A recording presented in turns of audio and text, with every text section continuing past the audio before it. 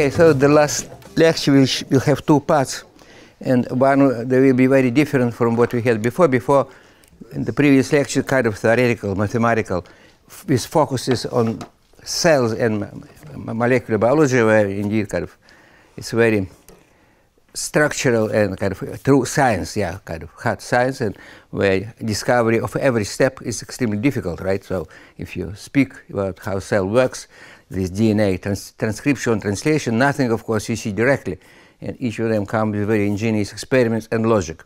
And now I turn to two different subjects. One of them is purely kind of semi-political. It's about ecology and what happens on Earth today, because we're coming to a new stage of evolution of life on Earth, and it is kind of full of problems, and just we have to know that. So it's completely different purpose of the lecture. It's not intellectually so exciting, but it's crucial for our survival, which is certainly not at all guaranteed. Yeah, for the last, say, 30, 40, 50 years, even for that period of time, the stability of the life is not guaranteed. Moreover, if things don't change, it will be pretty bad. Yeah. So we have to know what happens today, and that's why I give brief kind of outline of that. So first, the general perspective still. So the interesting point, still it is some interesting point, is that, so I cannot show the page as I wanted, but there are several dimensions in describing life. And dimension is, for us, mathematically, it's numbers by which we measure some different quantities. And the most immediate ones, of course, spatial and temporal. And their range is essential for us. And here is some numbers. And certainly everything, if you want to understand, to develop a picture without going into experiments, you have to remember many numbers. And within these numbers, you can develop some realistic perspective. And here is still theoretical numbers, as you not physicists, I remind you, some energy, especially this crucial game with energy, and the number 10 to 30, where 10 to 30 come, which in biology have this number 10 to 30. What do you think about a big number, right? So in your cell, there are about 10 trillion cells. In your body, 10 trillion cells. A whale has maybe by a million more cells, or something maybe by a billion more cells, but it still doesn't come to this number. What is this number? You know, the number of molecules on atom on Earth is 10 to the 15. Right? So it's smaller than the number of atoms on Earth. Yeah? And this number of bacteria, more or less the number of bacteria on Earth, and probably roughly the same number of viruses, maybe slightly. Of course, it's a rough estimate. So this is one of the parameters. Think common numbers, and these numbers are essential. When sometimes they become very small, the number of different molecules in the cell, and some of them go in hundreds or thousands, and then you only think about overall quantity. But some, for example, DNA or certain regulatory protein, may be in units, and then it's another world completely. Yeah? So some numbers correspond to dimension, and some just individuals. And then there is more to that. Then there is another parameter, and this is what makes biology different from physical chemistry. This parameter about information. And you can, for the moment, kind of project this biological intuition to mathematical intuition. You forget it's biological, just look at bits. And these bits are written on DNA and RNA. And the number of bits, though DNA and RNA, DNA in human goes to billions, still there is reason to expect an actual information counted in millions of bits. So bacteria and human more or less on the same scale. However, that's one interesting point, an interesting problem to justify it. That most information in DNA is irrelevant. It's not as junk, but it's very coarse, very primitive, very unstructured. And so it's not used fully by the cell. And what is used probably of this level, so your body, everything can be described in a small booklet, everything which makes us human. And this probably very small and very simple program, but we don't know what it is. Yeah? But this is one point to understand for us. And this is some words to remember. So there is this time scale of life, and now we can say we move to Anthropocene, which is humanly determined evolution, and certainly big things happened in the last 100 years with that, yeah. But this just to have idea of life. So it started somewhere already here in Archean. It's about slightly after 4 billion years. The life become cooled, well, probably already was cool for 500 million years, yeah, when it was created 4.5 billion years ago. And then the Archean period, already certain proteins, very elaborate life already existed. And there are indications, and what I say, yeah. And this, and these traces of certain proteins, or rather of some isotope of nitrogen, which were located here, play a crucial role in our life now, and which may determine what happened in the coming 30, 40 years with humanity as a whole. So there is I'm using link, yeah. So this is one of them is a nitrogenase enzyme which binds free nitrogen from atmosphere.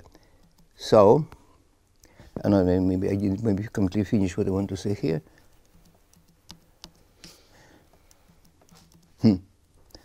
Okay. I don't quite understand how it works. Okay. Then there are other parameters which are not so. So this information parameter is definitely a new dimension. It's not just something, it's just like time, space, energy, and information. Yeah, these are involved.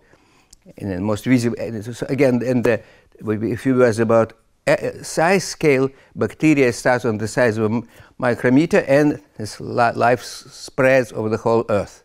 Yeah, something happens on a subcellular level, but the major unit is micrometer, for which we compare anything.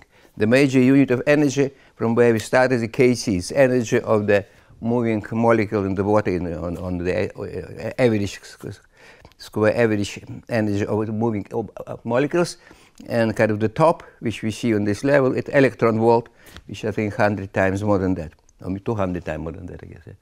So everything lives in this very narrow range of energies, and there is information, and there is more than that. There is not just information, but complexity, which cannot be characterized by numbers so easily. Because there is a protein, they have particular shape, and we have certain shape, and our behavior has many patterns. In information, it's difficult to describe, and so there are this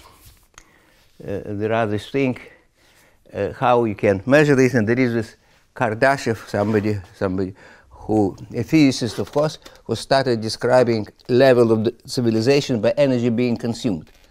And this kind of very strange to look from the present point, because he started in somewhere in 60s, and we saying we haven't achieved even the first level of civilization because we cannot use fully energy available to us, sun energy and nuclear energy, and then he describes higher levels.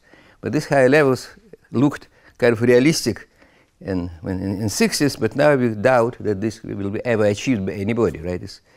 We will be very happy to stay in the level we are now for the last 50 years, for the coming 50 years. And so we don't know how to predict the future, but we try to understand that we definitely run by some program in a way, because there is a machinery, and this is physical-chemical process. You're going, there was some initial condition, and they started, and we run some program. And again, there is a reason to expect a simple program, including our brain. Everything is simple, but simple means it may be hundreds pages, but to find it difficult, and to decipher even what we see result is difficult. But this is mathematically interesting question. For example, so what we can say, if you speak, I still kind of speak about this, says with principal questions. We have an information. We don't know how to define this information, right? And people try to sometimes to define some new definition of information, will be non-Shannon, whatever. But this completely kind of hopeless approach. But what we can do, and what we do know, is that something written in this DNA implemented in life. And the question is to find intermediate class of structures, which on one hand can be extracted by pure thought from the sequences. On the other hand, they would reflect in some way what happens in the real world. And we do know, it is another example when this happens, that we have a sequences of signals, for example, coming to your eyes, and there are electric symbol, digital sequences coming to your brain. Out of them, we construct some combinatorial picture in your brain. We say some excited part of the brain related by something, some network of ideas in your brain, and this reflects what happens in the world. So what you see there, you certainly don't see anything, right? There is no such structure in your brain that what you visually perceive. It's your interpretation of this combinatorial structure, which coming from the sequence. Now we can do the same, try to do the same with sequences on DNA. And for example, on proteins. So there are proteins and there are sequences. And this protein, when they fold, they have some shape and they perform some functions. And there is no language to describe it, which will become the same language which something written in DNA. And this question already was raised by Weissman when he was explaining why inherited traits cannot be, acquired traits cannot be inherited, because they live in different worlds and different languages. However, it does happen in another way. If you accept something from the world, some features, some traits, you become muscular, it cannot go to your children because your children, definitely Weissman didn't know that, but suspected it, written in a different language. However, you can go from digital language to real language. In real, of course, we cannot say what it is, right? We can formally say how to say that in terms of sequences, protein has particular shape, because shape is not a word expressible in this language. But what we can say, and what we do know, that if you look at the basic protein shape, there are classifications of them, and there are a few thousand of them. And on the secondary structure, there are even few patterns. And then you can say, aha, looking at the sequences, you can describe classification of them, which will agree with classification obtained by looking at the pictures. And this is intermediate step. It doesn't tell you meaning of these classes, but it says there are classes. And if you go far away with this, you recover the whole world. This is how we recover the world, right? So we have the sequences, and the thing, what we apparently the only two relation we have, which in the broad terms, certain things are co-functional, so they appear more or less coherently, and co-functionality, of course, tricky because they appear simultaneously in the how process being modified in your brain, but the starting point, of course, they co-temporal. And secondly, they have some similarity. And out of that, this is a kind of a graph, which is unknown to you, but you can reconstruct it. And apparently there is kind of the simplest possible graph, which gives you something which can be also the same graph constructed from a real world, and then they can be compared. And the same is information in DNA, and that's mathematical question. How to analyze the sequences in a very general term, and on one hand, and then description of the data we have in the similar language, probably it might be combinatorial language, maybe not, but some intermediate language, so you can compare them. Roughly the same question appears how you interpret quantum mechanical things. Yeah. You need common language to compare them, because a priori they exist in different worlds, not in different words of expression, yeah, different languages, and you have to find translator from one to another. So the problem is just a very general problem to understand this program globally and locally. Okay. So, but this is a verse personally I never was able to remember. I only remember Archaean, yeah, because it was the starting point, and now the last point is today.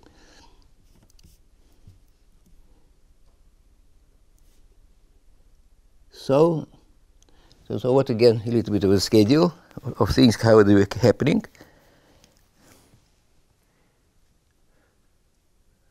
And from Big Bang and to our appearance, yeah, it was about 13 billion years. And just these are major steps from important point of view. Of course, there are many things happening here in between. Yeah, so this was in billion years, and now we come to this point, and certainly time scales. And so they see it in a very narrow mind. And so what is the next step? So let's look how it happens from mathematician, from our perspective. And so Anthropocene starts on July 2nd, 1909. There is a date when Haber showed his experiment to Bosch. And he said how he can bind chemically nitrogen right? Because the moment it happened, we have the change on the growth of population. Yeah. Pictures I don't have what happens with these pictures. Okay, so I'll show you here. Because this is exactly, partly I was late, I was trying to bring pictures, all pictures on the same list, and this doesn't work, yeah? So if you look at the scale of life on Earth, how population, human population, it was going up to maybe up to this point. It was here about 1 million, and here 20 years later, or 30 it was 2 billion, and then from this moment it went like that. Yeah. And whilst it may slow up, well, this is a big issue. Yeah. But there was this turning point, and this turning point was exactly this event in 1909. And this, I think, is a big event, and people can usually not properly kind of marked in history books. Right? So it's a big problem because the major limiting factor for life on Earth in agriculture is binding nitrogen. There are two, of course. There is also phosphorus. But phosphorus, it's a slightly different matter. We use less phosphorus than nitrogen. There are about 2 kilograms nitrogen in your body, and one of them coming from this process. So if this process stopped today, so in a year, half of population, half people in the world will die of starvation. And so we depend on this process. And this is one of the key kind of things which is happening in this world around this process, and it causes problems. And it's supposed to stop. We can continue that forever because it destroys the Earth, and it is destroying. But when you stop it, you know, it will have radical consequences unless we do something about it. And if we don't do it and think it's not our business, I mean, so personally, I will not see it, but my children, your children, grandchildren will suffer horribly. I mean, you cannot imagine this kind of horror if half population start dying. Yeah? It never happened before on such scale, because never we had such a big population. Again, but then you can be kind of more optimistic and say, well, then there is technology developing, and I say a few words about that. And one of the recent great things was CRISPR, Cas9, that kind of remarkable discovery, remarkable thing, which may, at least people believe that, but there are, by the way, serious problems, and as a mathematician you immediately see them if you look a little bit at this. In the end of my lecture I speak about CRISPR and genetic modification in general. There is fundamental fundamental problem there, how it can be used on human.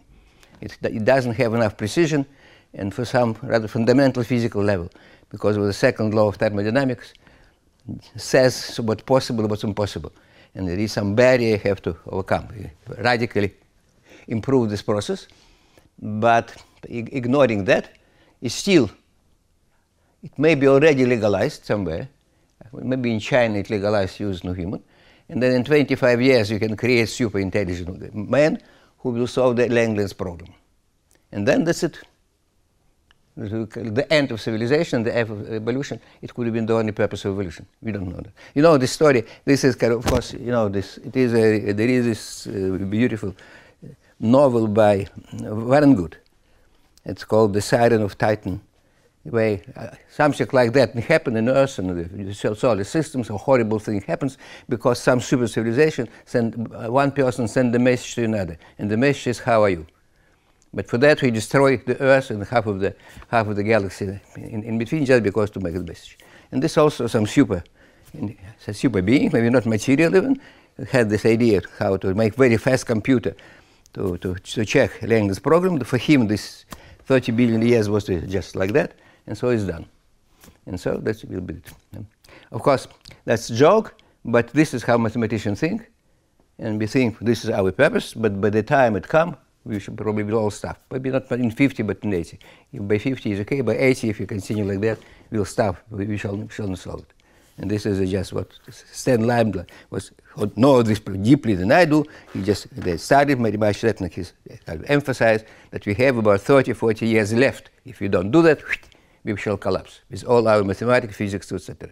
There will be no food because soil is being degraded very fast, and one of the reasons for degradation is using this artificially bound nitrogen, fixation nitrogen, using that. And so I shall come to that. That's a very kind of remarkable story about nitrogen. Scientifically, it's fantastic kind of phenomenon. Unbelievable how it happens in nature. So let's go to that. Yeah, here is actually it was missing from there. For some reason, when I put it in one file, they went to the end of the article. So here is, by the way, another. So what's happening on the usually how biologists what the basic stages in life indicated by biologists. As a joke, I only mentioned the last step, but there are many things were happening here. There was photosynthesis, and then there was multicellular life, and then there was everything coming to the top, just pictures of having some perspective. Because you see, the problem is that what's happening now, see is much more convenient. And then was evolution on Earth. So you see, the problem which we face is that we have huge kind of effect on the ecosphere. For example, artificial production of usable by plants nitrogen is comparable to what is made in nature. So it goes on hundreds of millions of tons, but maybe 20% already produced by humanity, and the half in the ocean, and 1/4 by plants, and we on the surface of Earth, and human produce another quarter. Actually, there are some discrepancies in numbers which I see. Sometimes they say 100 or something million tons, sometimes 200 or 300. I don't understand how they measure. But the volume or whether they measure mass is unclear. I mean, different sources, they have different numbers, and nobody explained this. But anyway, this is how evolution was going. So many things happening before us. So we're coming to the last moment, and we have influence on the whole Earth. But time-wise, it happened in a very short time interval, right? If you compare the history of Homo, roughly 1 million years, and what was happening, what was now happening in the last 100 years, and it's happening with faster than the previous million years. Therefore, we don't know what happens, or rather, we expect something unpleasant to happen, right?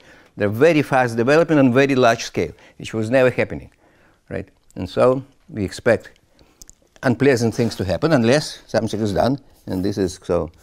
We want to say now we want to turn. Yeah, here is a picture of our population, so it's much easier work this way without. Maybe now it's not so well recorded, but otherwise very difficult to show. So here is what I was showing, the picture of world population. Somewhere here, things happening. Yeah, when we started going up, when there was development of the synthesis of ammonia, and this is a quite remarkable process. And here is a picture how it works. It's a machine, and it's just, of course, you can grasp fast what they take. Certainly, I cannot say I myself studied it in all details, but it's a complicated machine designed by Bosch when he learned from Harvard that. So the point is, when you do that, the problem is when you have this process, you bind nitrogen to hydrogen, and you have ammonia, you still excess energy like that. And this excess energy is about 10%, yeah, of the energy of the binding. Here is a major energy you have to break. This molecule of nitrogen has 3 bonds, and overall energy of this triple bond is about 1,000 kg per mole. Yeah, and here is a small part of this. So in principle, the process should go. But entropically, you of course you lose, yeah, because you produce more concentrated something. Here you have 4 molecules, and here only 2. So you lose entropically. For that reason, you need pressure. So it goes under high pressure. And this was major obstacle to develop ideas of that before. But then you need certain pressure.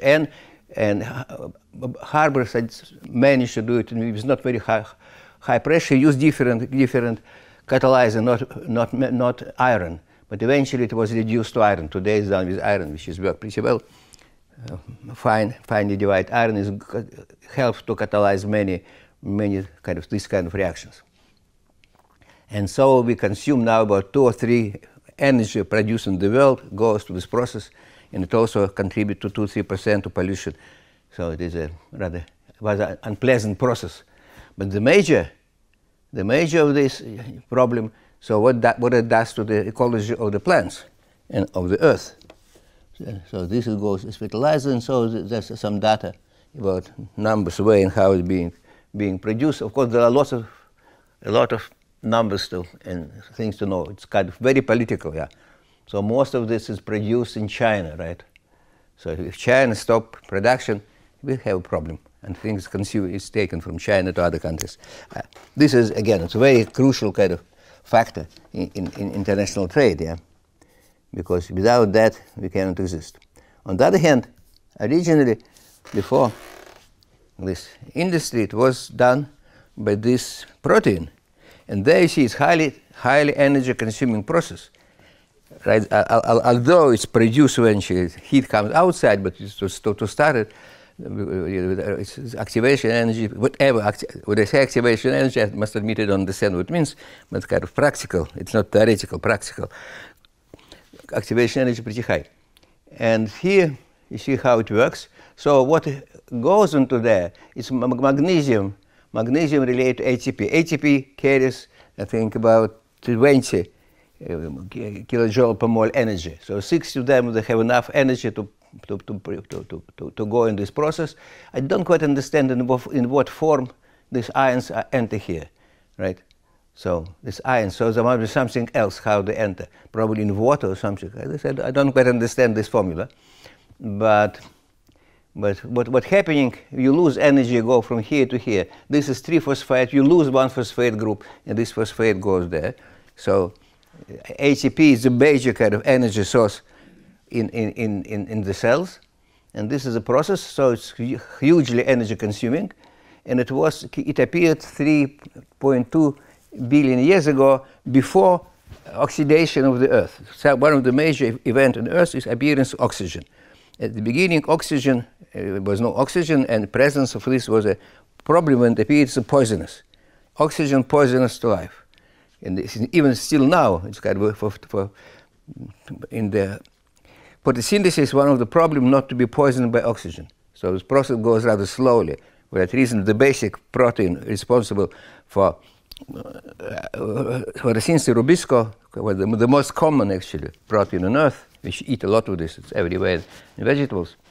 Rubisco, it's very slow enzyme. I think about 5-7 molecular events per second. Yeah, it's very slow enzyme, partly because it's easily poisoned by oxygen. Yeah, originally it was before oxygen, before oxidation event. This thing appeared. There are 3 of them using different catalyzers. They're all metal enzyme. Actually, all enzyme doing serious job involve metals, and sometimes a tricky rare metal like molybdenum in this case. And there is some with vanadium, and one is pure metal, pure iron. And in the ocean, I think it's mostly vanadium. I mean, nitrogenase, and on the Earth is molybdenum.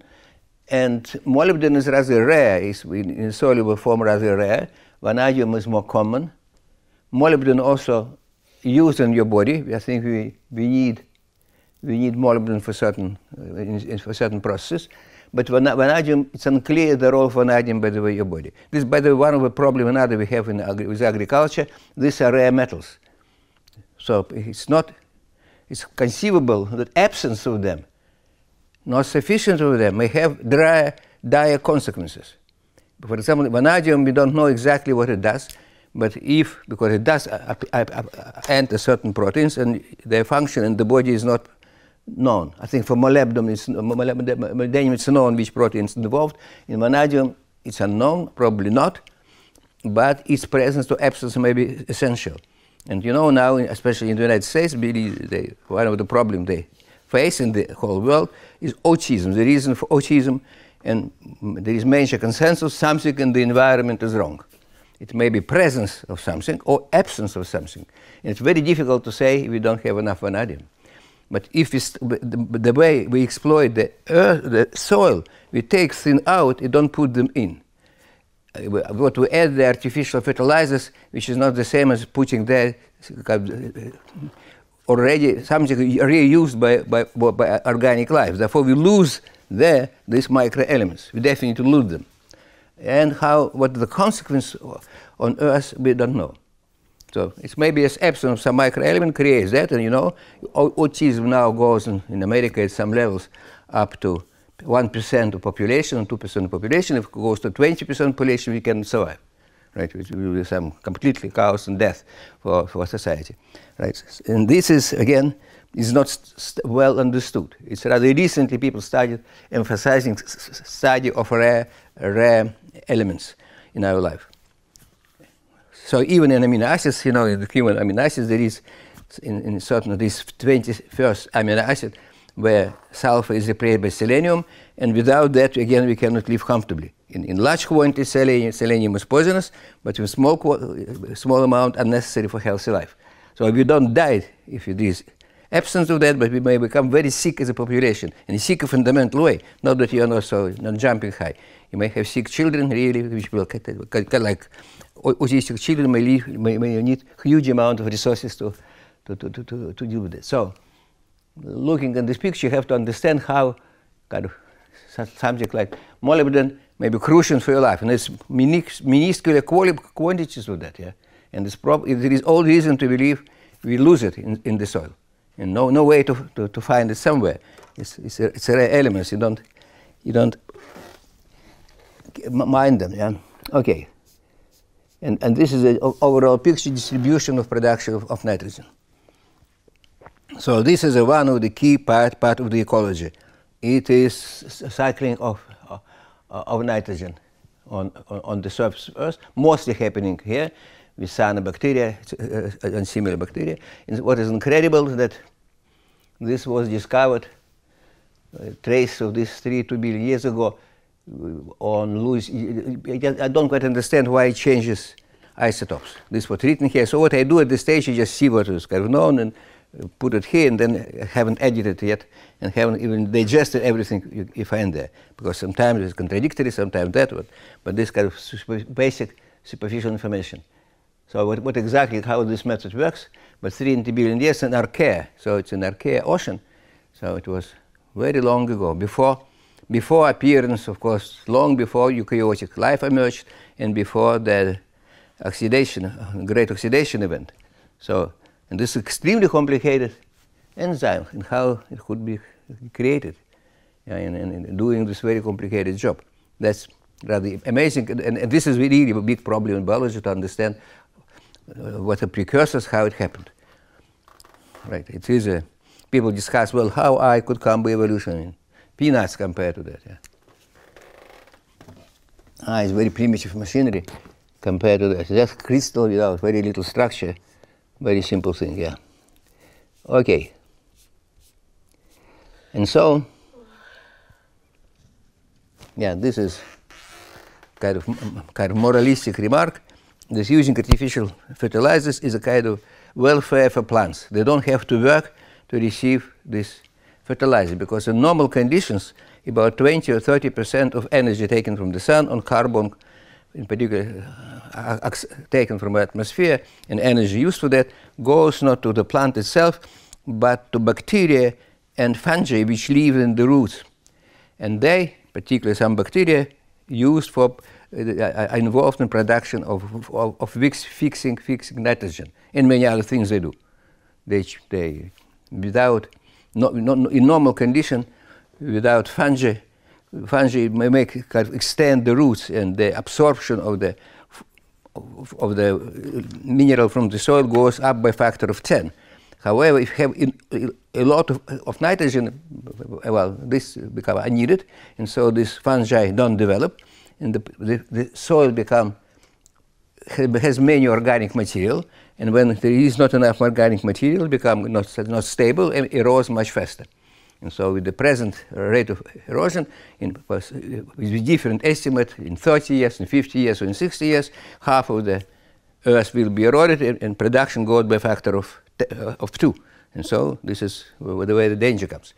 And this is not, well, as probably I know from people who do it, study that is not studied sufficiently. It's a very serious problem on many levels, and no resources, no sufficient resources dedicated to studying, and mathematicians, scientists in general don't take it seriously. It's not our business. Yeah? I mean, not personally yours, but if we are young, it's yours. Yeah. But it's the problem. And the same, of course, with welfare for people. It's the same problem, huge population, thing that never happened before, welfare for people, supporting, using resources of one group of people to support another group, extremely unstable situation. Because it's never happened before, and therefore dangerous, and happening on a huge scale, yeah, which you know, for example, what happens here on Earth, the debt on the generic amount of currency, money kind of corresponding to the production, it's about $100 trillion in euros, but the amount of debt is 300 trillion. So it's an inherently unstable situation, right? So that's relation, which is based on trust in people, is 3 times more than resources which actually be available for that. Yeah. So it just absolutely depends on nothing. So money means nothing. Yeah. The same here. Yeah. This energy and thing becomes quite shaky. If there is no background organic material, soil becomes unstable, and it erodes. And the same is human society for a similar reason. Well, of course, this moralistic remark may be not correct, but both dangers are ahead of us, both problems ahead of us. Now let's look on specifically on certain interesting numbers. So there is a very good article about exactly this. 100%, I say in numbers for my poor English. You have to say 100% by numbers. Yeah? And there is a book also, Molecular Biology by Numbers, written by physicists, which also know English better than I do. So that's an interesting picture. The amount of distribution of carbon, I believe, in different groups of organisms. Yeah. So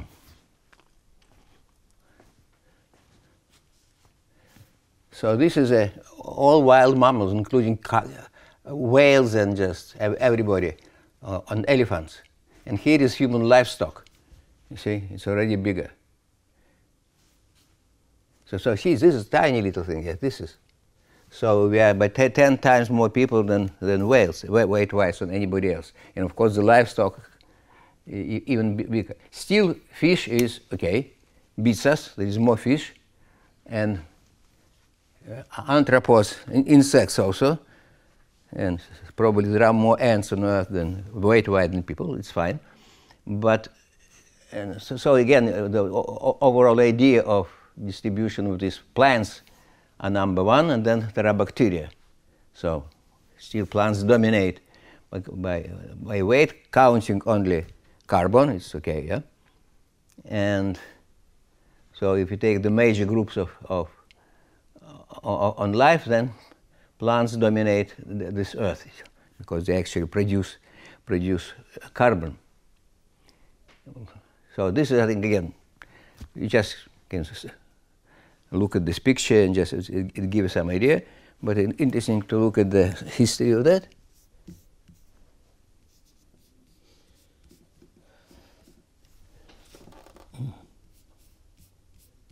So how it was happening in the last 100 years, yeah? So this was the amount of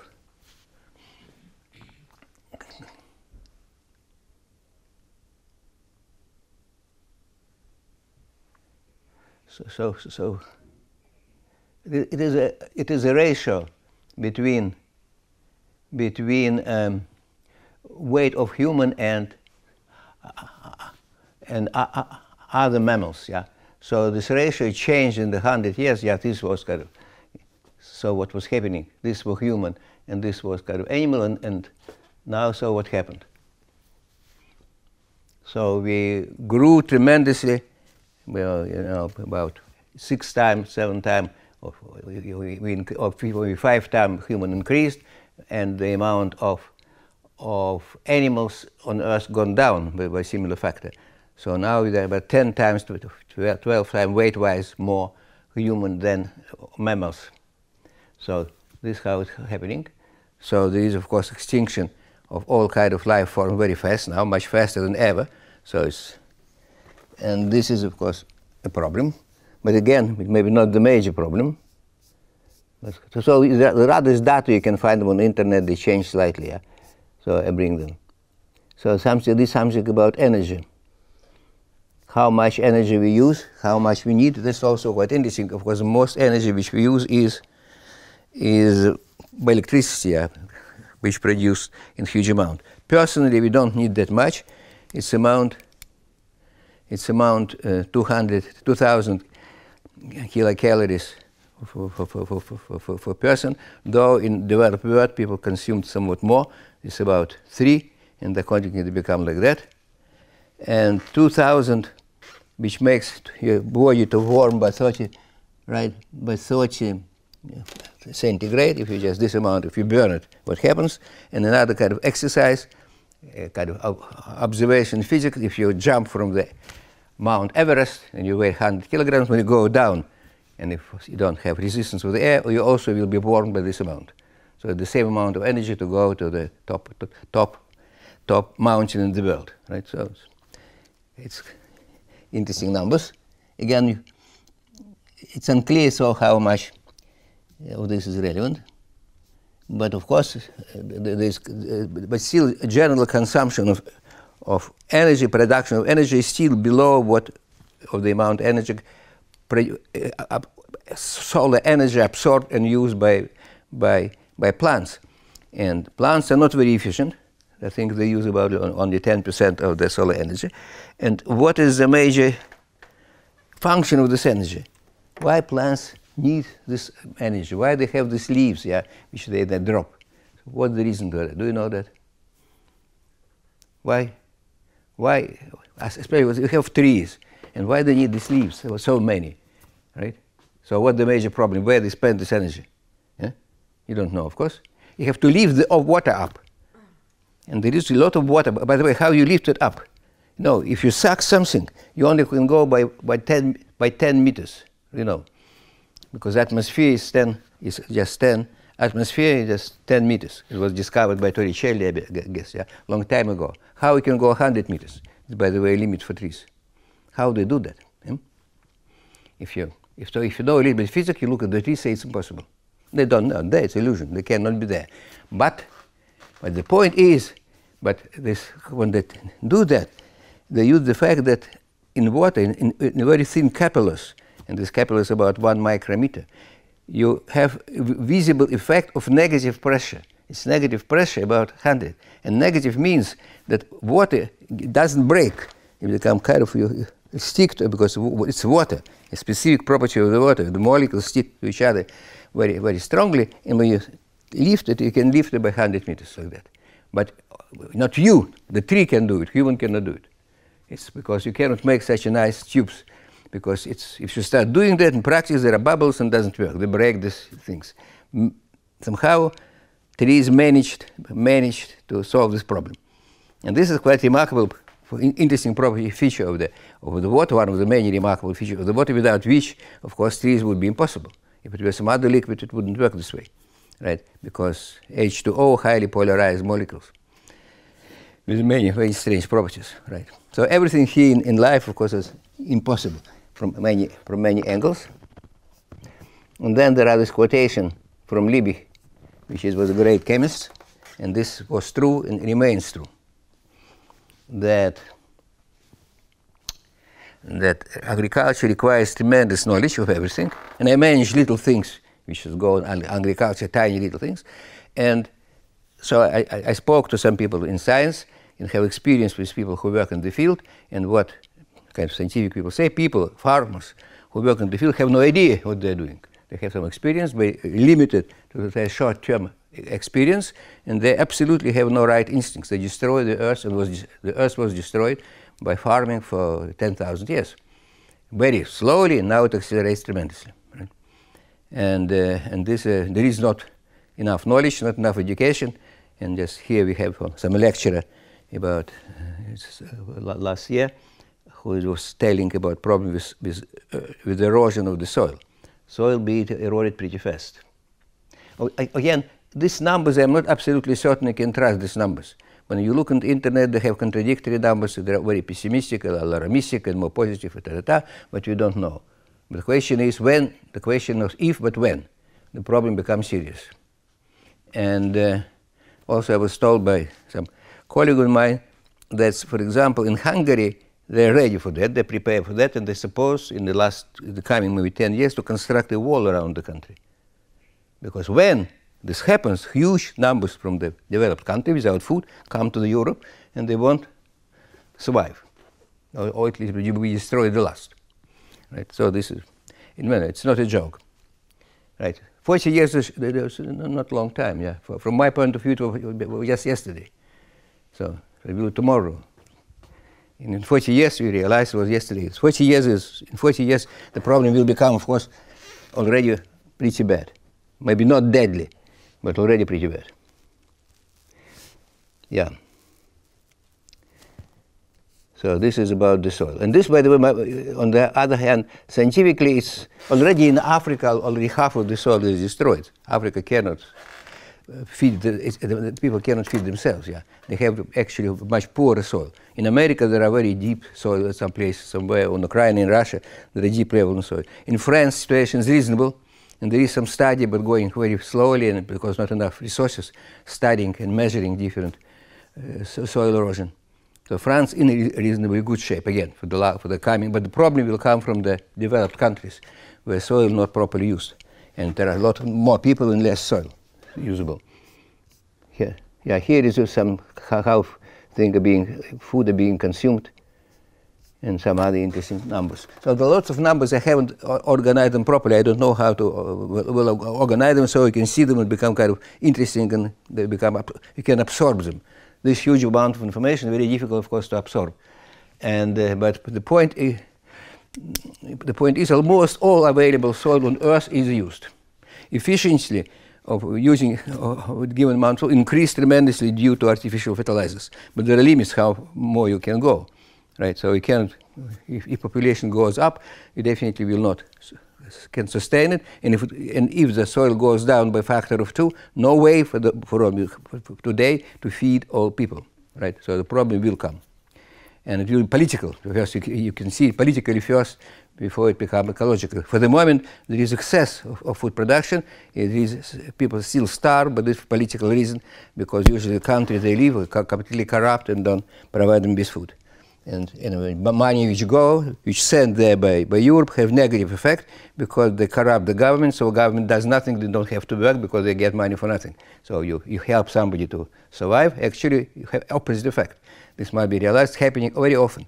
Your intention means nothing. You have to see the result, and they are basically negative. The countries which are receiving, or people who are receiving artificial help of this way, they will stop them from functioning, and they decay and become on the worse. So this is very sad situation, and very difficult to change it, because when you start radically changing it, will be extremely painful. Now there is actually the discussion about our population. The people had a long story. Maybe I have to say a two words, because usually it's associated with the name of Malthus, who first said that there is exponential growth of population and only linear growth of production. But it's not true. Of course, exponential growth of population already was known for Fibonacci, and hardly he was the first. He was with his rabbits. He was not, for all we know, he was taking this from other sources. He was certainly 400 or 500 years before Malthus. But in this context, it was brought up by Condorcet. And here, just I kind of feel very sad. In France, nobody read Condorcet. He was a remarkable person. He wrote some manuscript about development of human civilization when he was at the time, or just before he was imprisoned and killed, probably in prison, by Robespierre and his kind of friends. Because, you know, he was a part of the Revolutionary Council, but when it was decided that you have to kill 2 million people to really bring happy life to the rest. He was objecting, and he was kicked out of this council. He was running away, but was caught and was killed. He died. He was not guillotined in the prison. And he wrote this period remarkable text about development of human ideas.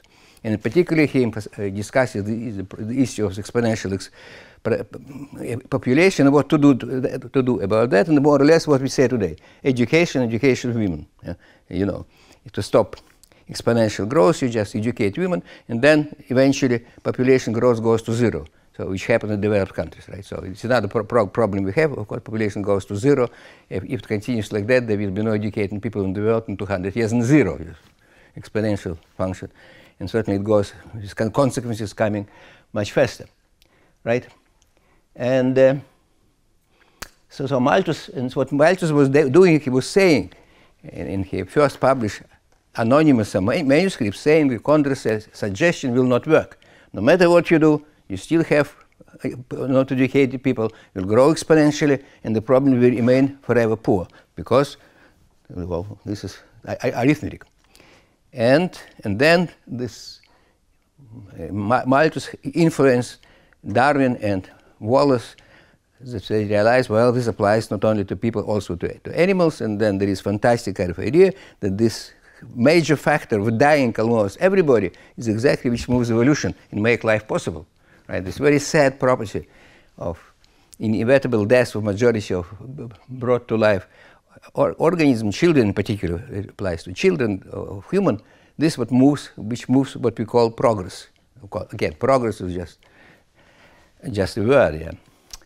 And then this concept of natural selection become dominant in our thinking about global biology. And but Malthus was a major kind of minor figure, because basically Darwin never read anything, I think, in French. He never even read Buffon or Lamarck or whatever. I think he probably can read French, but he couldn't. Apparently, he didn't do that. And then what's interesting, roughly at the same time, just before Darwin, there was this word by Verhulst, who objected, was mentioning Malthus, saying that the actual equation for growth of population is not just exponential, but there's a cutoff when you go about something. We have a negative term, it's quadratic. And how you have equation, you have quadratic equation, which so much was advertised by Mandelbrot, which start behaving chaotically. We go this way, this way, this way. Yeah. When it becomes too much, you have to go backwards. With all population production of children goes down. And this was happening about 20 or 30 years before Darwin. And this name, for some reason, very rarely mentioned. Even in the Wikipedia, when you look at this logistic equation, there is no reference to Verhulst. And it's kind of strange. Yeah, he was really a mathematician, Belgian mathematician, a very brilliant man. There are several remarkable papers. He considered two versions of this equation. I spoke about this already. Differential equation, difference equation. And then when people speak about that, about Malthus, it becomes immediately political. So we cannot say, yes, it is arithmetic geometric progression. If you say it in some people, they start, we really try to kill you. In using this very dirty language, and see what I wrote in red, yeah? This kind of language. And you know, when I hear this language, I came from Russia. If somebody apply this language to you, next time you kick you out of university, then you go to prison, and in Stalin time you'll be executed. So if people do that, give them the freedom, they will kill you. I mean, there's something special in their brain. Yeah. They don't like, and the person who said it, this Zubrin, he's an engineer. He's not kind of not an educated person. But there is something strange that education doesn't help. People sometimes obsessed by very strange, very dangerous ideas. And the example, for me, had horrible examples, Haldane, and he was a great biologist, fantastic mathematician, incredibly intelligent person. Until his death, he loved Stalin. And Stalin was certainly in the same league as Hitler, one of the worst people who ever lived, not just not good, but he was one of the worst, killing people, in a fantastic way. You can't imagine a level of indifference to human life. It was not cruelty. It's completely wrong to say it was cruelty. Yeah? So the episode was, so you're inviting something, to talk to his people around him, to just to talk about some information, absolutely no. But at some moment there is nobody to bring people home. They will kill him because faster, period. And this is how they were functioning, still functioning. It must be understood. These are dangerous people, because they know they do the right thing, they make a good society, and therefore killing somebody is just, well, okay. If you have time, you kill. So, and this is a language which they would use in public. So it's horrible language. Yeah. And this is, I think it's come from a particular part of the brain. It's not completely limbic. We have limbic language. The first words which were said by people were some kind of insanity. You hurt yourself what you say, in your own language. It must be some obscene things. And it's kept in different particular part of your brain, not used for usual purposes. We should know when there are strokes. People may have stroke, may be unable to speak, but they have obscenities in their mind. Or vice versa, right? But here is something else. Yeah, when people use these words, it's certainly a particular part of their brain, a particular part of their language, separated from the rest, which makes it so dangerous. So it's the usual logic absolutely won't apply. If you speak to these people and say, well, it's not good to say it, well, no, absolutely. It's some part of either some part of the brain is dead or it's not functioning normally. So it's a very dangerous thing. Here is some energy consumption by people. It's also tera watt hours. Yeah, tera corresponds to trillion, of course. Yeah, so it's how energy being consumed or what is distributed between different sources. Again, we know for individual we only don't need that much, but we spend huge amount of energy. It's unclear for what. And it's kind of a big problem what to do with it. We don't know how to solve it, how to limit this unnecessary. Very much of this can be saved. Yeah, and there are measures how we save it. For example, obvious thing which can be made: make better building, because 30% of this goes for heating of the building, and this can be improved by a factor of 3, making better building, better ventilation, everything. Nobody, it's not done. This is again many such things is there, but you have to know them in order to. But the point is, it's very hard to absorb them and very hard to keep them in mind. Yeah, because it makes you very pessimistic. Yeah. On the other hand, if you want to kind of survive, I think we have to do that. Okay. So, yeah, this is about land. How distribution of land and how much most of this, of course, used for pastures, not so much for production of vegetable food, but for pastures. And this again, tremendous waste, yeah, because raising animals and using that, we lose 90% of energy and material.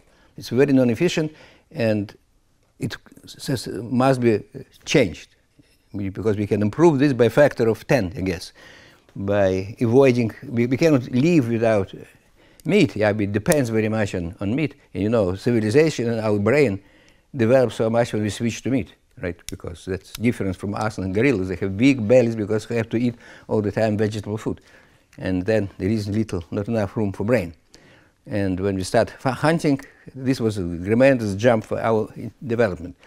But it's hunting when there are 200,000 people on Earth is fine. But when there are 8 billion, it doesn't work so well. So this is one of the problems. And what is that? Now we come to what it depends upon, and this is a remarkable thing through Rubisco and photosynthesis. Just to show you, this is again not understood how it works. On that, this is photosynthesis. It's quite a remarkable process, yeah, because what you have a photon, so you eat light sun, literally, right? The source of free energy for plants is the sun, and this material they use is just carbon dioxide, yeah, and water. And as you know, that 90% of the weight of a plant come from the air, not from the water, because the oxygen taken from the air, only hydrogen comes from the water. Everything else from the carbon, of course, only from the air. But the major contributor to the weight, of course, is more than half is in oxygen, namely in the water. But this is not taken from the water. You see, plants seek water, it's full of water, but this water comes from the air, right? Because oxygen comes from the air. So that's kind of amusing point. And then there is process, and it's, well, lots about it known. People work with that, but we can't reproduce it, and so we don't understand how it works. It's fantastic, absolutely, chemistry, chemical physics. Of course, I don't know this. I just look at this picture, but certainly I don't understand that. But this is a world of kind of, you can spend your life on that as a mathematician, understanding how it works, and maybe contribute to doing this artificially. Why the hell it happened?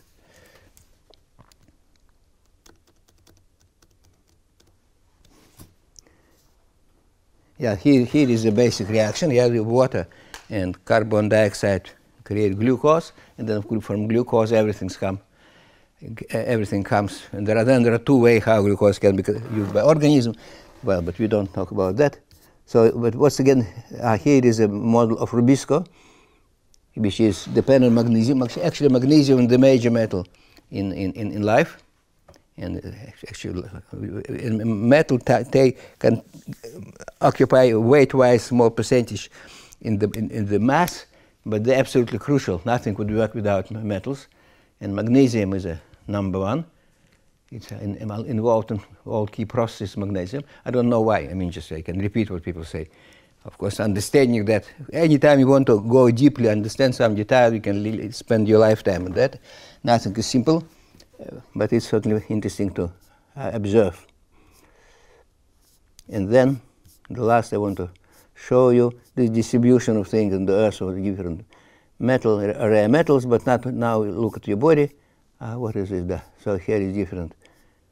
There are lots and lots of things which, for example, silicon is not used in your body, aluminium not used, because there is no soluble, in nature there is no soluble version of them, yeah.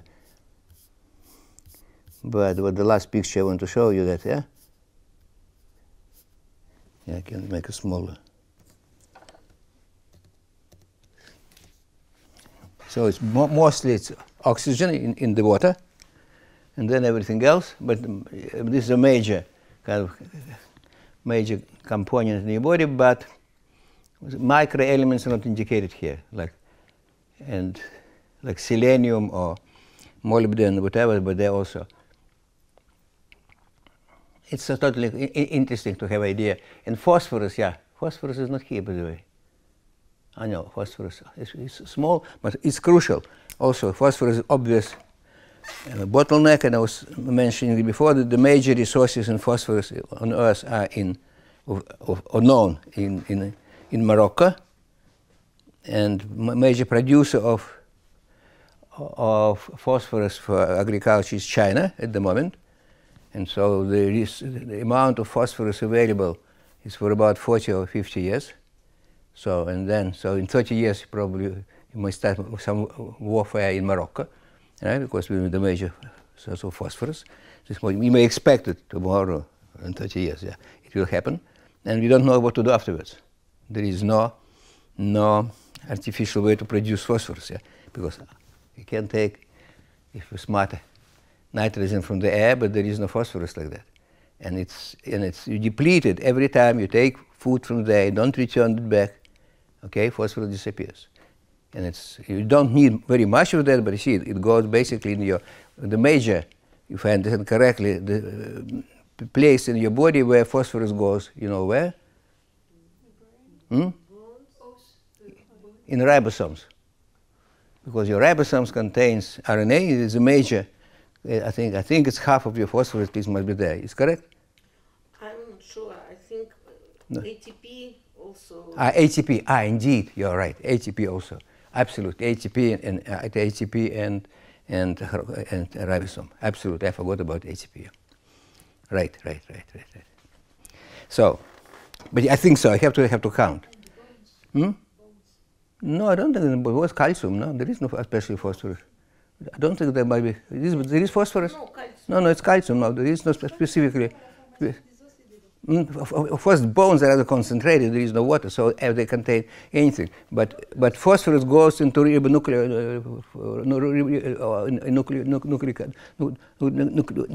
acids, and I don't see what they do in bones. Why they should be in bones? In bones, yeah? Yeah. Maybe in the bone. I don't know. You know, there is a joke by Mark Twain that at his time it was believed that phosphorus needed for a brain, and therefore it was recommended to eat more fish. So apparently it was containing more phosphorus, and he suggested, I think, to editor of some journal, to improve him, he would need maybe 3 whales every day to get it, but whale is not a fish. Yeah. You don't trust people when they are not experts. This a big problem, of course, is expertise when at the present day, with blogs or whatever, there are a lot of people who speak about things we know nothing about. And especially they kind of performers who make jokes, and they may say any kind of nonsense, and they're not responsible because they're not expert at whatever I want to say. But they have tremendous influence on society. People, and sometimes, of course, experts make mistakes, and you know there are various mistakes done by experts, but this doesn't mean, of course, expertise is a very delicate matter. So not all profession, practicing some profession makes you an expert. In a way, you don't improve your knowledge. It may go down.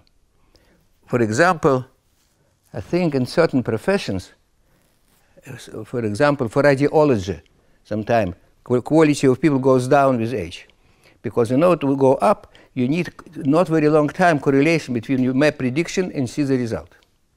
For that reason, people like geopoliticians, politicians, psychologists, all these kind of people, usually they expertise 0 because they don't learn anything. And I know it by experience, actually, of people whom I know as doctors. If you have to find a rare disease, and if you recently graduated from medical school, you find it because you remember textbooks. But if you work for 10 years, no way, because you've never met it, or met it very rarely, and you expertise as a doctor, nothing. So a doctor would miss it.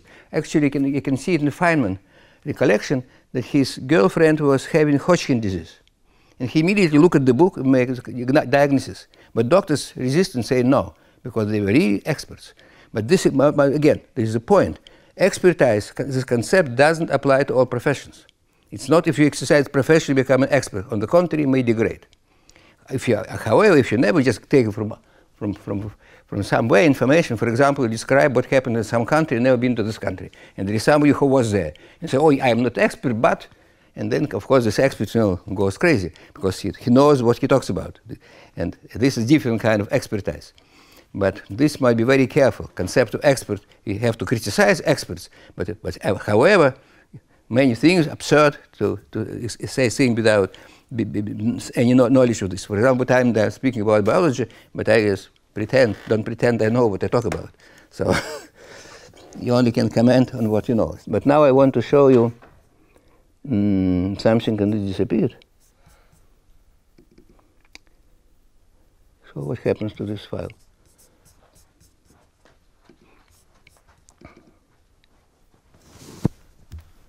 Okay, we can make indeed interruption. Let's make a little break. And I put the file, and I say now go to a different subject matter. So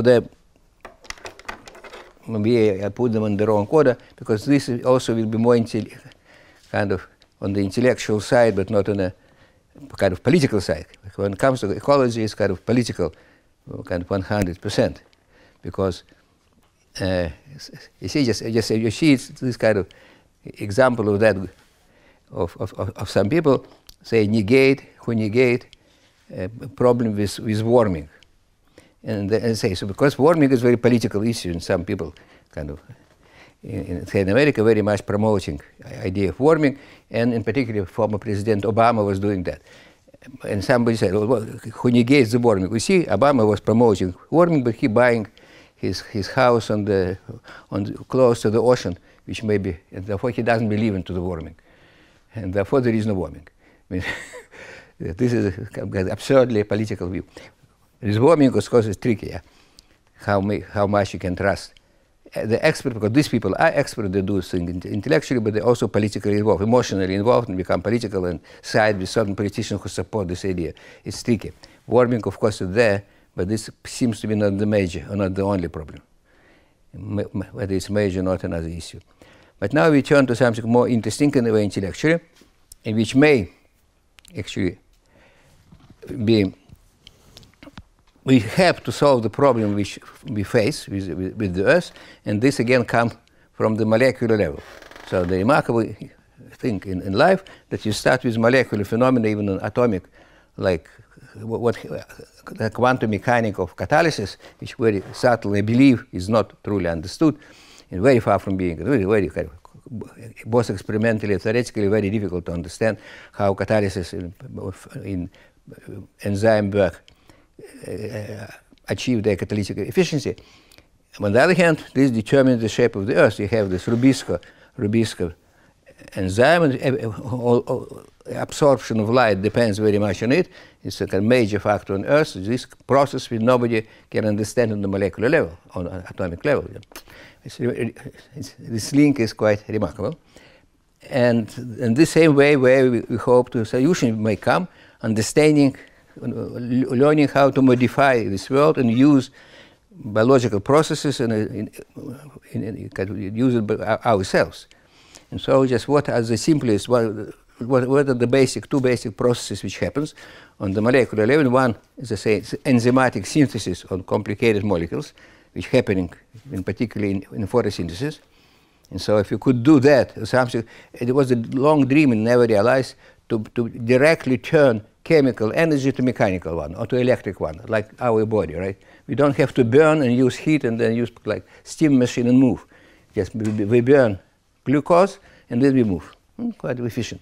And so it's possible in principle, but we cannot do that. Yeah, it would be an ideal machine which will burn without producing heat, excessive heat. Of course, heat comes anywhere after you're moving, but not immediately. Everything ends up with heat, but do it directly. So again, one fundamental process is enzymatic synthesis of molecules, and another one closely related to this, going in another is self-assembly. And self-assembly depends on a different kind of chemistry. This enzyme related to how covalent bond being shaped, and this energy on the level of hundreds of kT. So if the unit is kT, and at the bottom of this is weak interaction. So the weakest one, van der Waals, is very weak, it's just maybe just 2 kT. But next is hydrogen bond, what brings molecules stick one to another, and there's either it's multiple van der Waals or it is electronic, and this at of order of up to 10 kT, 5 kT, small energy. And this how things being assembled. And if we have some object properly corresponding one to another, so you know preferential the energy of this total link of this connection is on each contact is small, but globally might be rather big, and then you know how things will assemble. Fortunately, right? There is no guarantee you always arrive at the minimum. And I think when you make, there are actually people have different opinion who works on that. I speak about biophysicists. If say protein, they're self-assembling, the simply basic process of self-assembly, have a string of molecule, you know, some parts stick to another with different energy, and so they boom, and they make this shape, if they make it all. If this is actually minimal energy or maybe local minimum or what. And some believe it's minimal, and some say it maybe not. And well, it's hard to say. There is some numerical experiments, and they may show different results depending on who make this programming and who make it.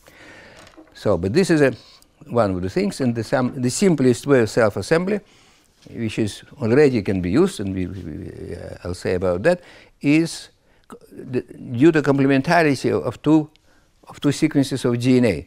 So you have complementarity A, T, and C, G, right? And so if you have two complementary sequences, they stick one to another, and if they would beat any other way of sticking, it may stick, of course, for different reasons.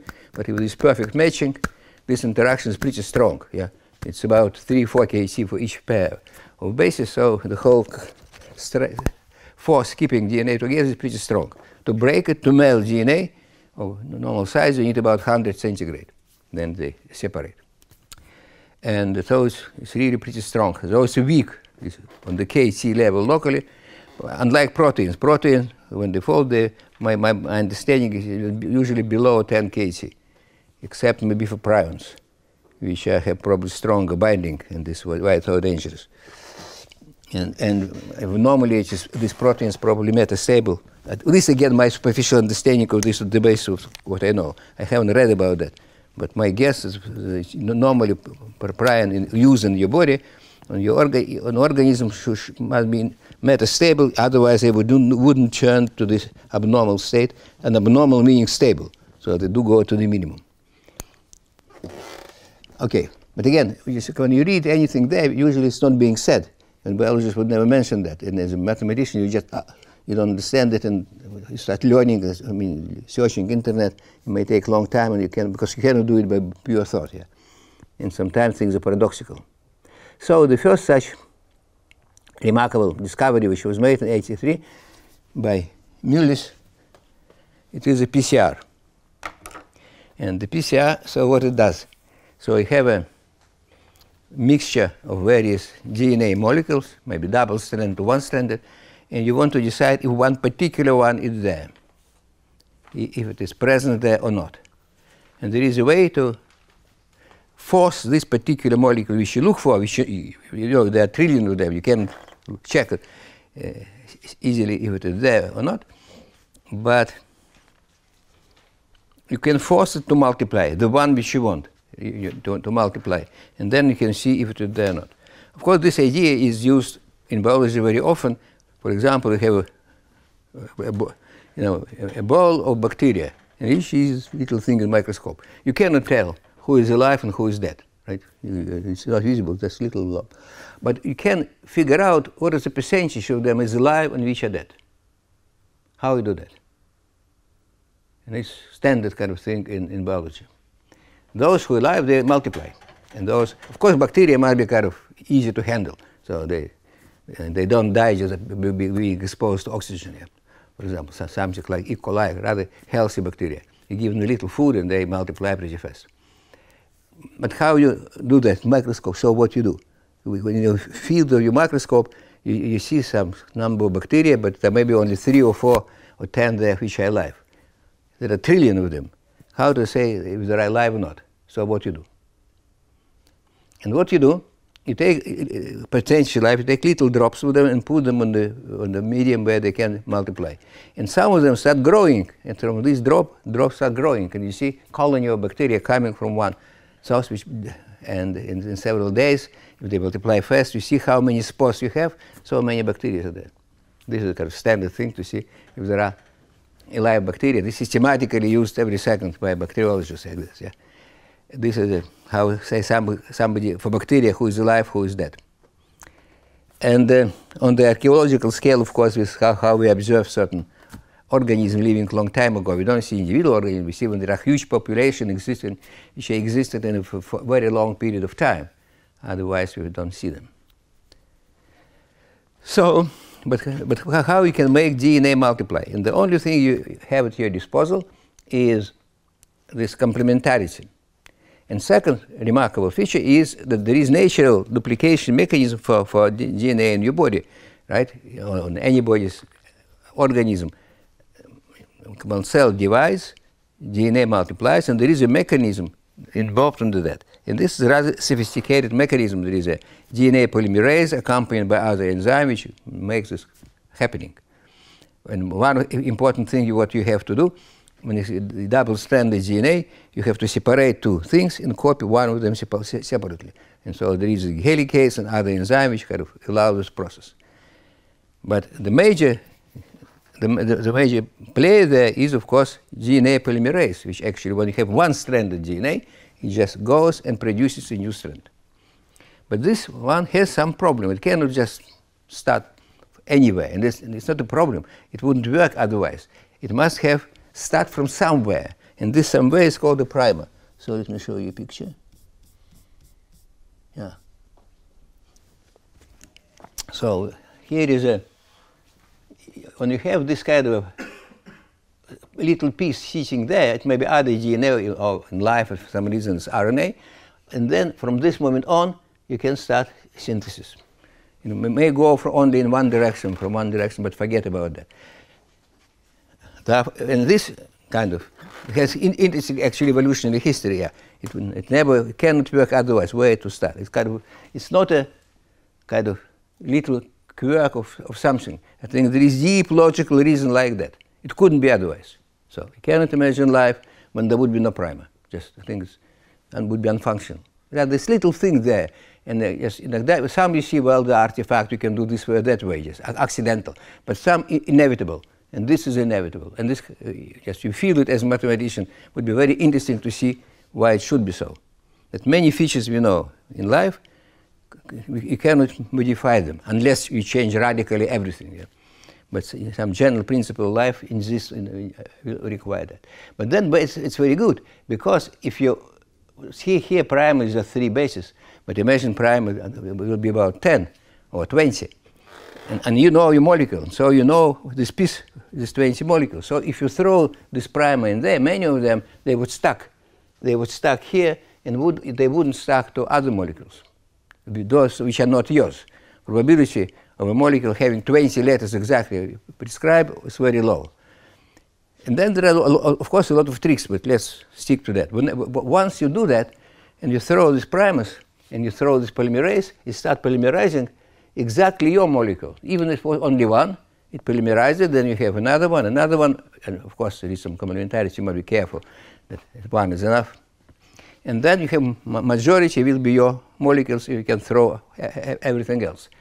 And this is how the process works, but certainly it's not that smooth. Yeah? And sometimes there is a story that, which I read, and I even believed it, that this Mullis was traveling somewhere, and he was, I think, taking LSD or something, and then he had this idea what to do, and called his colleague at the place he worked and gave this idea, saying he will forget it by the morning, and next day it was done. It was not so.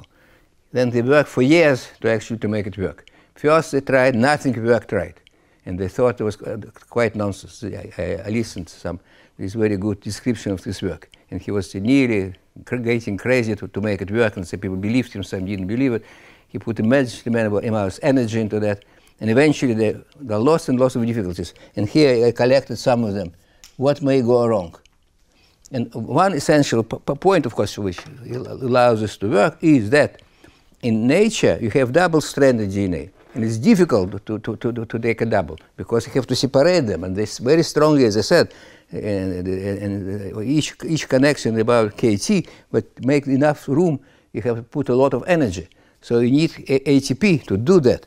To use energy, and there are special proteins doing that. But here, very simple. Energy comes from outside. You can, when you have double-stranded, and then you warm it. And then the temperature goes to 100 degrees, they separate, and then you can make the process. Of course, there is a tricky point, and this was originally one of the obstacles. This polymerase doesn't work at high temperature. And so it was probably how to do it. So you had to do every cycle separately, it was technically impossible. But then they discovered this very remarkable bacteria which live in a hot string and can survive at the temperature more than 100 degrees. And they somehow managed to keep the DNA, by the way, unmelted. There are proteins keeping them unmelted. Again, I don't know how it works. You see, anytime you read something in biology, you know it's impossible, right? Because you don't know enough. I remind you some good example about that in a minute. And then when they introduced this protein, because you have to keep high temperature all the time to allow the separation of strings, and the whole process must be hot, so you only adjustment of two pieces only happens when they perfectly match to each other. You will have no random kind of gluing together, and for that you have to also have rather high temperature all the time. And then eventually they done it. But this, I haven't kind of edited this, I just took it from the literature, all these difficulties, and this was actually a rather painful process for Mullis. And some people helped him, and then he was, as usual, there was a problem about who was major contributor, and it was not easy. Yeah. In biology, as Just Frank Komirecki, who is biophysicist, said in biology maybe 1% of the best really bright ideas work. In mathematics, a bright idea, chance you do something. But in biology, it's nothing. Just 1 out of 100 only. Bright idea is not enough. But here it happened to work. And actually, people didn't believe it would work because there were so many obstacles to overcome. And this happens, of course, every moment in biology. You read some such neat, nice things, but sometimes lots of subtle points. But still, ideas worth something. This instance of this fantastic idea is fantastic consequences. So, this is how it works, and then billions of problems. Interesting to read it, yeah, because you learn something how biology works. Because you have some wrong piece of DNA, some contamination by that and that, and how to handle this. And you have to know that to do it. But this is a kind of detective story, which is number one, in biotechnology. It's the simplest and the most used, and yes, all medicine depends on that for diagnostic and for everything. Every second we use that. Right? Probably you use it in your life making tests. So, and this, unlike nuclear chain reaction, which is not used. And in France, of course, it is used there because of electricity coming from nuclear plants. Okay. And this was extremely practical. And the second one is unpractical, but using the same idea. It is complementarity of different DNA and what you can do with that. But then there is another kind of particular thing you can do. What you can do, and this is the kind of basis of this DNA programming, when you have two DNA, the double-stranded, but these pieces are complementary, and then they stuck to each other, and they form a longer one. And then, with certain enzyme involved, you can actually glue them together, which is already kind of something to happen. And just using that, you can kind of make words, combine thing, and on the basis of that, this Edelman in I think in '94 or something, he make actual experiments, and using that solved the salesman traveler problem for 6, I guess, or 5 cities. Yeah, so you say it correctly, right? In '94, indeed, yeah. Making the Hamiltonian path, and there, however, one step which is he used looks to me absolutely kind of making it kind of very ugly. You have to decide to separate, to find, after certain processes, to find DNA of a given length. And so you have a bunch of molecules of DNA of different lengths. There is a way to put them kind of a filter, there are gels, and you make this kind of go out of solution and go to put them in the gel, make electric fields, and they spread according to their lengths. And this is certainly a very slow process and very kind of non-elegant. I don't know how much it was advanced, but in principle, many things have been done along this line. In principle, every computation you can do this way. You use this complementarity, you glue them and separate them and cut them in particular places, and you can imitate any program in development this way. And certainly what is the power of the method, that it happens simultaneously statistically, so you can have kind of parallel computation and can solve a rather big problem in principle. In reality, I haven't read these articles, and the question is, most of this is theoretical work, and implementation maybe, well, from what you see with PCR, it will face lots and lots of problems. Actually, I looked once on this Edelman data. I'm not still convinced it was not correctly interpreted, because there are many, even without much knowing biology, you can imagine how many things can go wrong. Yes, so many things happen. You don't, what you want to do does happen, but something else happens which will confuse your result. So it's unusable for the moment for any computation, but the idea is okay, that there is this very powerful machinery which eventually should be used. Okay, namely, it is programmed self-assembly, and you can do very complicated things, But of course, making mathematical computation is rather silly in this way. You have to do it for biological purposes, to make biological computations or biological organized processes. And so about this, I say 2 words afterward. So from the very beginning, I said that there are kind of the major, of course, power in biology. You can multiply things exponentially. This is the major what you have, right? And at the first level, you have replication of DNA, and then come viruses. Viruses and other kind of little things, which already know how to do this much better than you do. Maybe not as well as bacteria, but still they can use bacteria.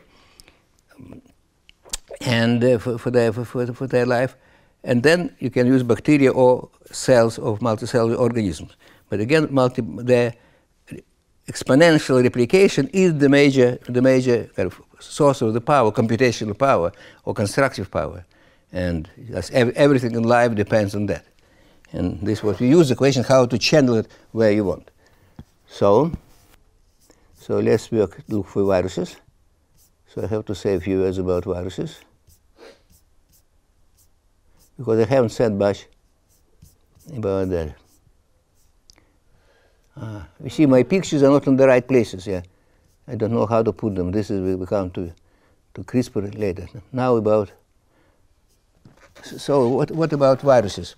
So you can look at them from point of view of von Neumann computer. So you don't have much time. So von Neumann suggested a kind of scheme how to make self-replicating machine, but just self-replicating you can do something stupid, but really it's a universal machine which given any program it can produce anything. You can produce any kind of other automaton in the world, right? So you cannot do specifically reproducing yourself. Mathematically hard to formulate, but you can do it to take a theory when you have for everything, right? Right. It's very try to make an algorithm which you can manipulate with numbers, certainly a very special class.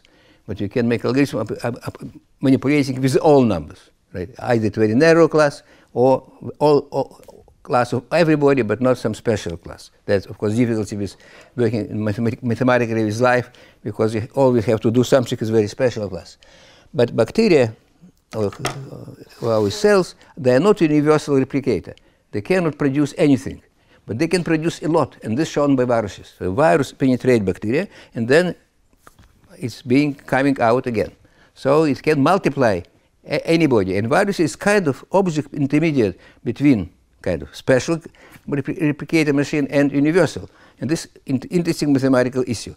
So how to properly formulate it. But viruses enter this game, yeah? So on one hand, theoretically, properly organizing thing, you can say just complementarity due to just Crick-Watson complementarity is enough to have a universal computer, but it's in a very kind of shaky definition of this. It can if somebody direct the process, right? But viruses don't have to be directed to reproduce themselves. But anyway, we have viruses. And so just 2 years, there are 2 types of viruses relevant for what we say. One are phages, they look like that, this kind of icosahedral shape. They go to the bacteria, they inject their DNA, and then something happens, bacteria being destroyed, and 20 viruses come out of there. So they force bacteria to replicate them, and there's the self-assemble, by the way. So of course, bacteria produces the first DNA of a virus, then there are proteins of the virus, and then they self-assemble at least some percentage of them into the live virus. And they're kind of destructive one, but there are other class of viruses, and they're also used for different purposes. They're kind of filamentous viruses, they're kind of longish, and they're really quite long. I mean, it's several nanometers, I think up to micrometer, I think it may be very long. And of course, the coaching proteins must be repeated many times. Specific coaching not very important, and then they use for certain purpose, as I say, maybe not today, I don't have the time to say about that.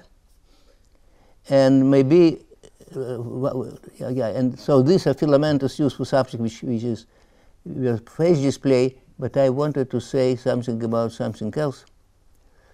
But which is phase-assisted evolution. This is one of the most remarkable things which happens today. It's a recent kind of technology, which usually when you try to evolve bacteria, it's very difficult. Bacteria don't want to evolve in the way you direct them. They just do what they want. You create special conditions, they adapt to this condition, and they don't they cheat. They overrun. You can play better this game than you. But viruses are more like machines. They don't have very they don't have any purpose but to replicate, and they do it only in a very systematic way, and therefore they're easier to manipulate. And that suggested and people created evolution when there is some protein in bacteria which goes to the virus, and virus evolves and then put this protein back into bacteria.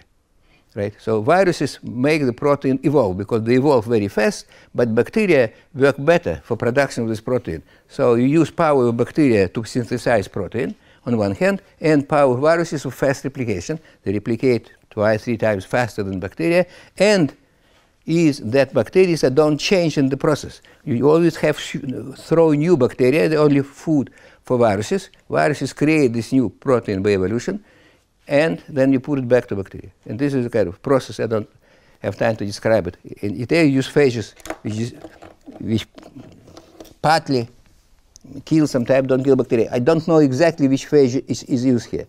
Right? And then now, of course, I have to finish. So I just say a couple of words. There are quite a few other interesting techniques used in biology, and each of them has very remarkable, interesting idea. And here maybe I just say the last slide, that there are other incredible things besides virus. Virus, again, is a tiny little thing, and it's certainly much smaller normally than bacteria and very primitive, but still they have this ability to self-reproduce in a rather generic condition in the ambience of other bacteria, and sometimes rather non-specific. But there are even smaller organisms than viruses, and there's models here, and they're called viroids. It's really circular RNA, a few thousand bases, and they're able to force plants to replicate them. They enter plants and not truly understand how it happens, and they force plants to replicate them and transport them all over the plant. So they cannot do anything themselves. They have no power, except they exploit some of the plant machinery for their replication and distribution. And this is absolutely fantastic thing if you can do this yourself, I mean, artificially, something like that. So it's just one single, and this is roughly how this looks, this RNA. And this is and there are actually recently they found something else also in people, which are called not monolith, but obelisk.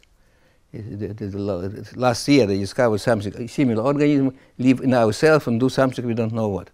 So these are already a radio machine with remarkable properties which indicates possibilities. As a mathematician, you might try to understand how they work, how to combine them, but well, I haven't no time to say even what little I know. I don't know much, but by far more than I said.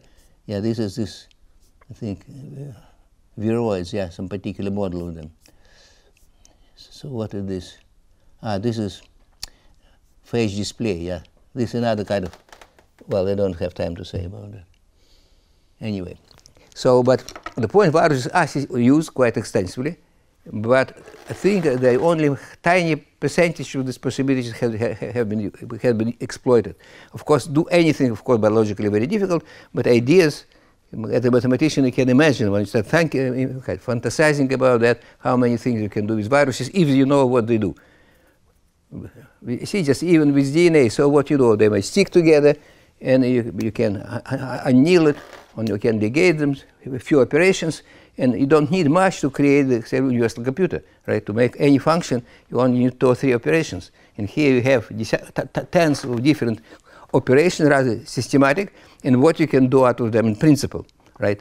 Modular all noise which exists. And that, I think, is an interesting thing for a mathematician, but you have to learn infinitely more than I know and then I can say, right? And then here it is.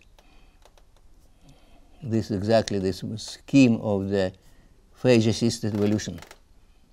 It's kind of interesting, kind of logically very interesting scheme how the experiment organized, how the process organized, and this make you very. And this is, by the way, that's another interesting thing. This is a vaccination, which now we have COVID. It's RNA-based vaccines. It also quite a remarkable logic, which amazingly it works. Of course, it was invented kind of by, suggested by some people, with biologists who knew it could work. We only can say how it works. But I'm curious how much knowledge you need to make a non-trivial suggestion in this kind of stuff. Say, this PCR seemed like a mathematician would have thought about that. And I think if a mathematician would be involved sufficient in this, somebody would come with this idea, but certainly nobody would listen to a mathematician because it was seen as impossible. Actually, there were some biologists who claimed they did something similar, but then they decided it wouldn't work, and so they were kind of unhappy with Middles because he was not a professional biologist. He was working in industry. He was not a scientist. And he has, I think, rather heavy character besides. But I think there are lots of ideas one can contribute, and rarely some of them may work. And when it happens, like with PCI, it may have a significant effect. So I would suggest for anybody who into the biology to learn more about this technology of gene manipulation, how you can manipulate genes.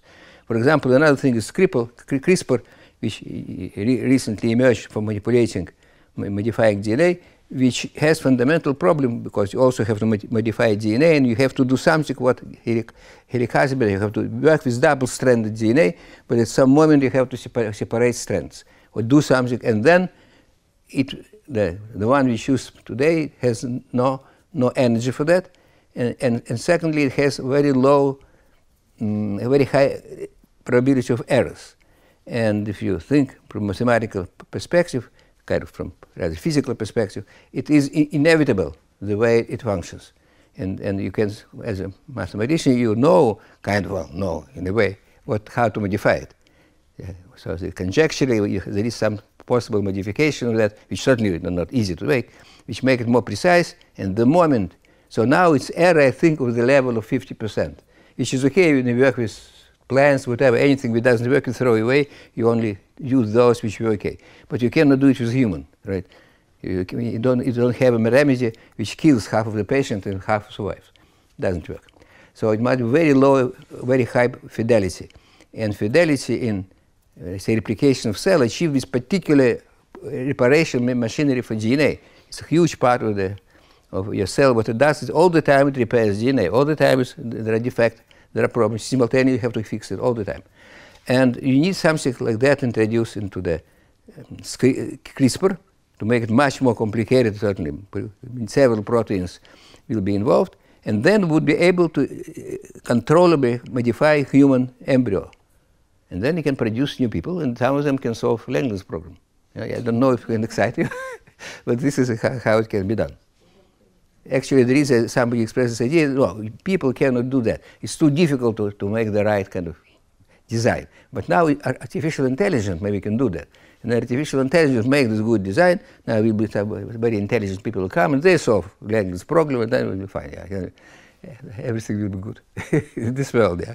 Of course, as a mathematician, you want it. I think it's the most exciting problem in mathematics which we have, and we want it to be solved. It's really a kind of incredible, beautiful thing. If it is done, we don't know what probability of we having enough time to do it. If humanity, civilized humanity, has enough time to solve it, because we go down pretty fast, exponentially. You know, civilized humanity goes down exponentially fast, and maybe no room very fast. And you know, so what happens? It's not ecological problem; it's immediately an economic problem. The moment you have more older people than younger ones, nothing works, because these younger people all the time they have to keep alive with older people with no science. So it's not that there will be not enough people; there will be nothing. Yes, whoops! From some moment it will go down in a horrible way, right? Unless maybe a rebound in some moment, but there may be no chance to do that because there may be other factors that interfere. So the major problem in the world are not Langland's problem, but though we are maybe most concerned with that. So. Even that little which I prepared, I couldn't explain. I must admit I haven't organized much of this mathematically satisfactory. But it seems to me that the big chunks of biology, both very theoretical, and the one which I find very, very exciting, understanding of self-assembly and enzymatic catalysis. Yes, mathematically fantastic, difficult in multidimensional problems. Each of them may occupy your lifetime, on one hand. On the other hand, there are this biotechnological problem, which definitely mathematicians do contribute some in bioinformatics. Much is done, yeah, by mathematicians who contribute to the biology, and much more can be done. And I think it's crucial if you want to solve ecological problem. I think one of the factor, and maybe the dominant factor, will be biotechnology, creating new organism in new situation on all levels. And I think it's our kind of natural, must be natural inclination for many of us being involved into that. It is, again, I had Stan Labler, who is a physicist by origin doing biology, and he said that quantum gravity problem will be not solved before the problem with soil will be solved, because it will take about 50 years to arrive at theory including quantum gravity, but there is no time. It will start before if you don't solve the problem with soil. And so the soil problem is crucial, and here biotechnology is absolutely needed. Though many other things has been done. Actually, in his group, Stan, they studying statistics of how different crops grow in different soils. Even by that already you can contribute a few percent to efficiency of agriculture. So even little interference of some mathematical thought can improve by, for even fraction of percent will be a huge effect on they take into account the scale of things which happen. So, but I haven't said much about that.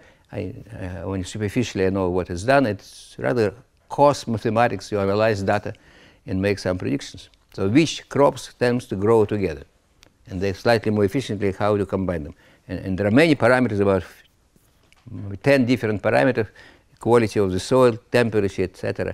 You collect and find this correlation between optimal distribution of resources. This is a little thing to do, but it is, without this you cannot solve the problem. So, and I'll try, this is, I haven't, unlike the first part, it's lots of work to be done for me to edit it and maybe eventually I put it onto the net. But many of them I don't know how to present them so it will be, from mathematician's point of view, acceptable. Basically, there are so many questions when you think about that, read it, the question, and how to find the answer to them. Because you cannot do it by pure thought, you have to know data, which is very hard to collect. Even, I mean, some stupid thing, but if you look at the data, how much produced of ammonia every year, there are two different numbers, and they're just by factor of 2. So people mean something different in both cases, not that there is mistake.